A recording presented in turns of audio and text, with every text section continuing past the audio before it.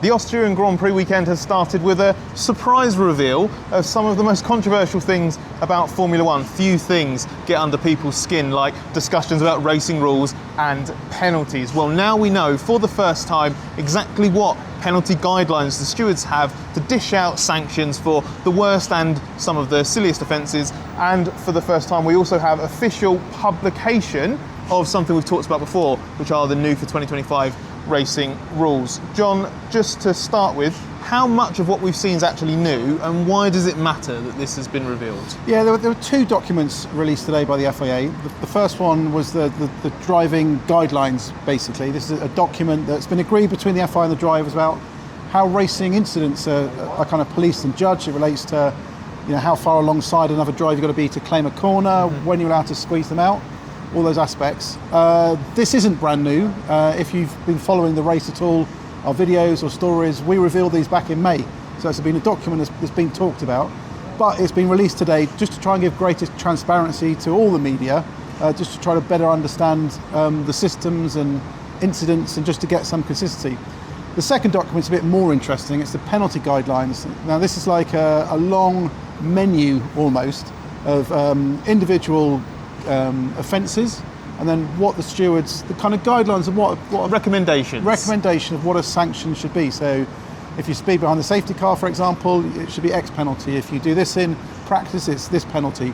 So a lot of kind of interesting aspects. Just lays out how the stewards go about policing it, coming to their conclusions and deciding this offence deserves this penalty. Yes, exactly. And we can obviously, hopefully in that moment, have shown a few examples on screens, but also we're going to pick out a few now, because obviously there are around 100 different sanctions and potential penalties or suggested penalties that are included in this document, so we're not going to spend this video listing every single one of those, but thought it'd be a good idea for us to pick out a few things that did stand out to us. So I'll go first, which is one of the big talking points, as much as he dislikes it, is the fact that Max Verstappen is still one licence penalty point from an automatic race ban. And actually, if you go back to the Spanish Grand Prix, which is what put him on in this proximity to the race ban, he had that incident with George Russell, he would actually already have a race ban if that incident was deemed to be deliberate. That was one of the big talking points on Sunday, where a lot of fans and Max's critics felt that he'd got away lightly with his 3 licence penalty points and a 10-second time penalty.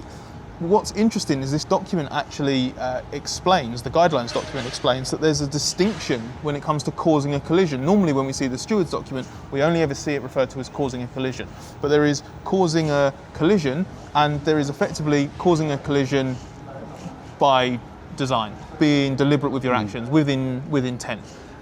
If Max had been deemed that, which he wasn't by the stewards, he'd have been given 4 licence penalty points and a much harsher in-race sporting penalty as well, 30-second time penalty or a 10-second stop and go. So that's really interesting. I don't want to get into whether the stewards knew that and that's why they didn't go with it that way. Give them the benefit of the doubt. It just shows that stuff like that distinction is very important. We didn't know about that until these guidelines came out. Yeah, another interesting aspect I thought was there was a little reference tucked away at the very bottom about 5-second penalties, which is what Lando Norris got in the Canadian Grand Prix for the collision with Oscar Piastri.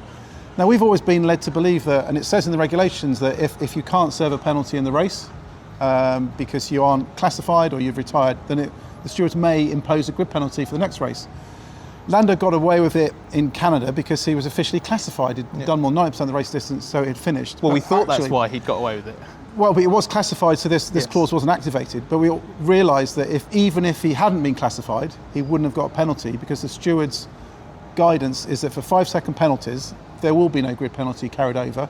It will only be if there are multiple penalties. So if you've got a 5-second penalty plus something else, then there'll be a grid penalty. Or 2 5-second penalties. Yeah. So then that's when a grid penalty will be carried over. So it's a little detail, but these are the sort of things, decisions that stewards are making, which now we've got a much kind of clearer grasp of, and we'll be better able to judge when things happen out on track. Exactly, and there are different examples of things that change they escalate in severity through the weekend in a session. I mean, an obvious example would be something like impeding isn't a thing until qualifying, because you can't impede someone on a lap in practice. But there are other things as well, like, for example, moving under braking or changing direction.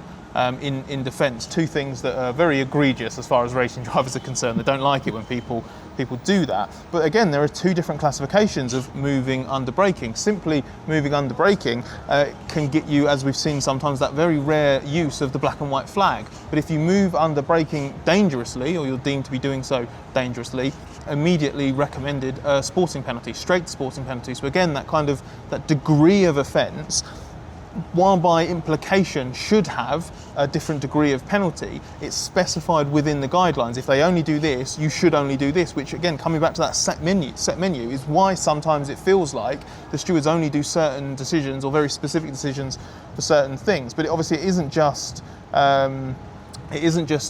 certain penalties for sporting on-track offences. We've had clarity around something else that's been a massive talking point this year and also in the past, swearing and being abusive. So do you want to just quickly explain that? Because we've got some more clarity on that, don't we? Yeah, this is an issue that came up at the start of the year. Appendix B of the International Sporting Code was the stewards' guidelines for kind of misconduct and driver swearing and abusing officials, which has been worked on with the drivers since. There's been an update to the amendment, and this has a kind of section in these penalty guidelines today.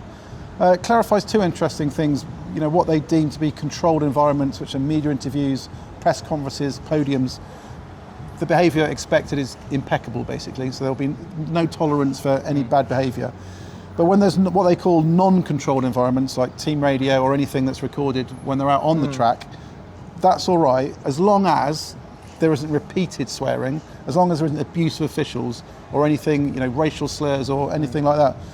So it's quite interesting. There's also some kind of guidance for the stewards as well, that first offences, you can be lenient. So if a driver does something that's in breach of Appendix B and kind of does enough to get a punishment, the stewards can be lenient. They can go that, and they can also take into account if a driver's upset about something. So if a driver's been given a penalty, it's the first time he's had it, gets upset and maybe says something he shouldn't have, this can be taken into consideration. So these guidelines are not just about laying out, what should be given and how it can be given. It's also about giving the stewards some leeway for a bit of common sense. In terms of the abuse, one of the things that there was a clarification around how Appendix B would change 6 weeks ago, I think, or something like that. So this isn't something that necessarily was revealed today, but it's good to have it absolutely underlined and made crystal clear in the form of seeing it in a table, basically, within these guidelines. And that is, if a team member abuses an official, that can carry a grid penalty. That will carry a minimum of 3-place grid penalty for both of the cars. And if it happens in the race, it's a 5-second penalty for the driver that's involved in it, basically. But even the team member abusing the official. So Günther Steiner and Haas were lucky that wasn't a thing at the Spanish Grand Prix a couple of years ago. On the subject of specific things that we've learned and come out of this, one idea that you had as a result of now that we can actually see the menu of things, coming back to Verstappen and the possibility that this weekend he only needs to get 1 penalty point to get a ban. If he gets past this weekend, he gets a bit more leeway again, but he's still fairly close, but not on a hair trigger. We've actually looked at everything that can get a single point ban, not running people off the road, causing a collision or anything like that, the ones that carry the bigger ones. And there's I don't know if you've seen my list, but it's quite there are 7 things on there. Sort of things that can trip him up through almost no fault of his own. Very innocent mishaps. For example, some stuff that is, I wouldn't say just semi-serious, it makes it sound a little bit too silly, but leaving the track and rejoining unsafely in qualifying, not in the race, in qualifying, that carries a single licence penalty point. An unsafe release if he's at fault, not if the team let him go wrongly, but if Verstappen leaves the pits, or even crossing a line or missing a bollard at pit entry or crossing the line at pit lane exit, and that has caught a lot of drivers out here, hasn't it? So it'd be very interesting to see if anything, if Max falls foul of anything there. One final thing we should talk about on this is all about transparency according to the FIA, but is it? Because there are potentially some politics at play, and Carlos Sainz actually didn't appreciate you asking him about that today, did he? Yeah, it's just interesting as to why this has been published now, for example. It's something that the drivers have asked for a long time. George Russell, GPDO director, has often said we need more transparency, we want more dialogue, and then suddenly today we get A, these published, and B, George Russell is actually quoted in their press release talking about transparency. But you do have to wonder about the timing. It's an election year. Mohammed Ben Sulayem at the moment is the only candidate putting himself forward for election, again on a ticket of transparency. So I asked Carlos, did you think this was a the start of a new chapter of transparency, or is it just part of election politicking? And he says, I don't want to get involved in that. And I asked George Russell, a similar thing. He said, we'll have to see. We'll have to see if this is the start of a kind of a new era of transparency. Hopefully it is. Hopefully this is the beginning of us, the fans, teams, everybody, drivers, just understanding how the FIA does stuff, rather than just being a quick flash in the pan and we move on to something else tomorrow.